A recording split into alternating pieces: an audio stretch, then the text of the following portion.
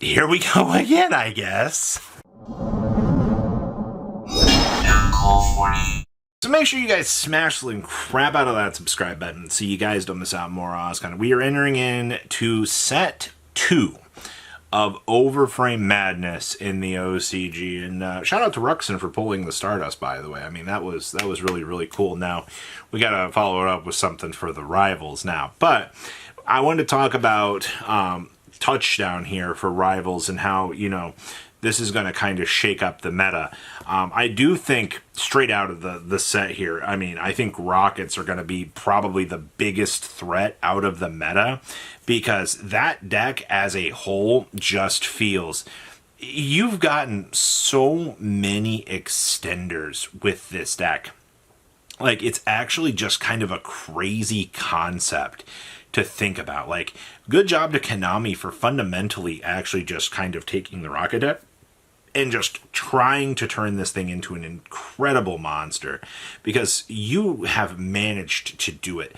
And I do hope that, like, the rocket enjoyers, the rocket players that have been wanting to play rockets are actually going to enjoy this, because, like, this is just the right amount of setup that we have needed to do its thing. Now, I specifically mention rockets as opposed to some of these other things, because a lot of these other themes don't feel necessarily the craziest to me. Though I do want to point out here a ruling controversy that is popping up in the OCG right now in regards to the Blue Eyes White Dragon. This was a pretty big thing yesterday afternoon on social media on their side. People were talking about the Malcharmy Max C interactions with the Blue Eyes, because the Blue Eyes, you might have forgot, has the ability to, when you draw it, to reveal it, and it's able to pop a card on the field. We talk about it being, you know, an actual hand trap for you to be able to use in the current era, and I know a lot of people aren't going to be, like, necessarily too happy about that, but the controversy is, if I keep drawing cards into my hand, you know, going la la la la la la, and then I quickly do a hand shuffle and then I reveal the card, it's probably not going to be the card I drew, but it's like, it's manipulation of the game state, and it's blatant cheating 101. I understand why people might be a little bit worried about that. But in the case of, you know, if this is going to happen and you're aware of this, pay attention. I cannot stress this enough if you're a player. It's going to be one of those interactions that, and, you know, like we are talking about, like, the set list here. But yeah, that Blue Eyes is gathering controversy right now just on the possible interaction and downsides of the possible cheating that we might be seeing with this. So kind of keep that in mind. The Blue Eyes deck as a whole, though, it does get a massive boost from this. The new Blue Eyes being a discard is really good. You also might not know this, but, you know, for the amount of people that hated on the Flute is actually just hidden Dark Magician support, because it generically works with any spellcaster. There's, like, no restrictions on that thing. So maybe you didn't think about that. It's also a counter to Dark Magician. Like, if your opponent sets up a Dark Magician on the field, you can just slam down the Flute, call out 2 Blue Eyes. It's really funny, the layers that we have with that card. There's also the Cyber Dragon stuff. I'm sorry that the new Cyber Dragon isn't Cyber Dragon in terms of naming scheme, but, like, the Over Future Fusion is a bonkers busted card, and the Cyber, you know, OTK Broken Dragon, I think, is really cool. You've also got, on the side of the Crimson, the Jack Atlas cards, the Red Nova, I think, is better than I initially thought. The Fiendish Chains, whatever. And then the Quasi Colt, the big guy. That's hidden Blue Eyes support. You just make it on a level 12, bring back your whole field. Your opponent just stares at you and goes, what the hell is this shit? You know, and I mean, like, it ends up having, what, like 8,500 attack points or some incredibly ridiculous number at that. The Galaxy Eyes stuff. So the Galaxy Eyes cards are very interesting to me. I think the rank 8 or whatever it is, the new Galaxy Eyes Dragon, is probably the most dangerous one of them all. He just sets a very dangerous precedent for what the deck can kind of do. But like, I'm not too invested in these. And then of course the Universal Dragons, the Starving Venom, the Clearwing, and the Dark Requiem. The Super Poly Dark monster is cool. The Clearwing is a level 7 board wipe, which, if your deck has access to level 7s, you're probably going to suddenly start looking to this going, oh, okay, well, this is pretty good. And then Dark Requiem just makes Evil Swarm. I mean, like, that's it. that's the biggest winners in that. I do think, you know, like, we're doing decently well. There was also the anime cards. So, like, we have the Monarch support, which is the Foolish Burial for 4 Monarchs. I don't know why you made a Foolish Burial for 4 Monarchs, but, like, I'm not upset. I mean, like, I don't think a lot of people are upset. Getting the bricks out of the deck was something that we didn't need, but, like, I'll take it. The Fiend monster is whatever. I could give a crap less about that thing. The Thunder Searcher. So right now, I'm going to be honest with you.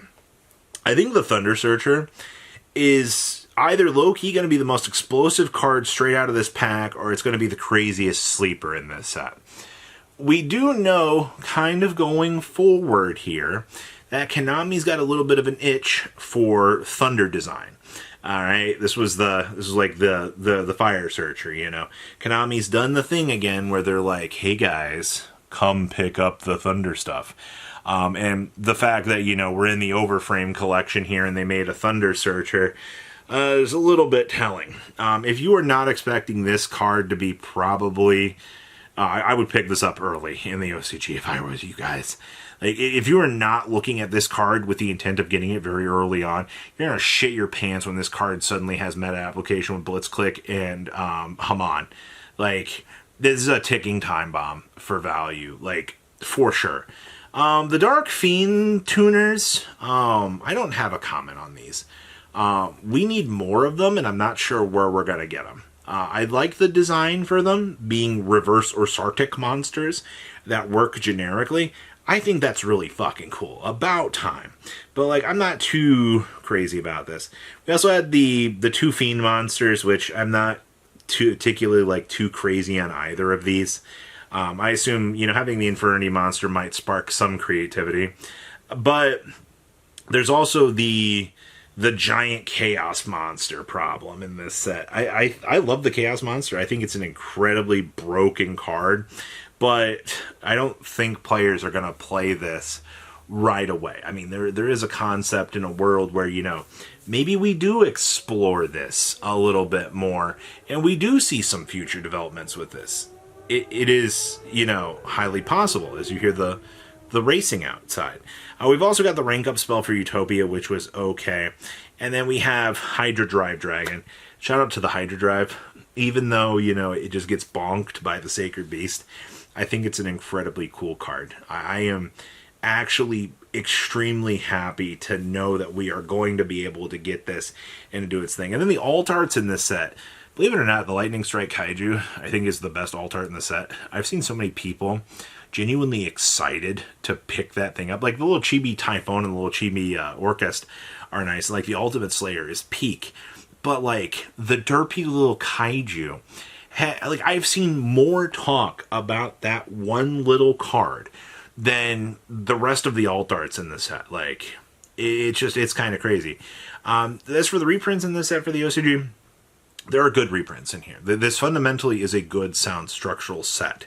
It's just, compared to the heroes, the rivals, it does feel a little bit weaker in the overframe department, but the cards in the additionals, like the Thunder Rhoda, that card is going to cause some problems in the future. So if you're suddenly, mark my words, I mean, with how much we know that Konami looks like they're going to try to push Thunder going forward, surprise Pikachu face when it goes up in value.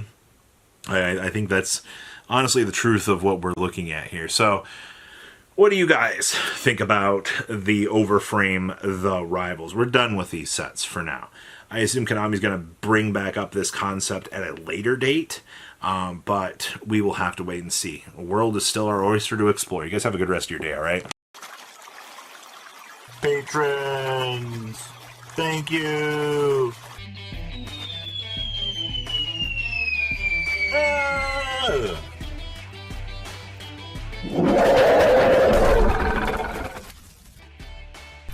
Thank you so much for watching. Check out these other videos.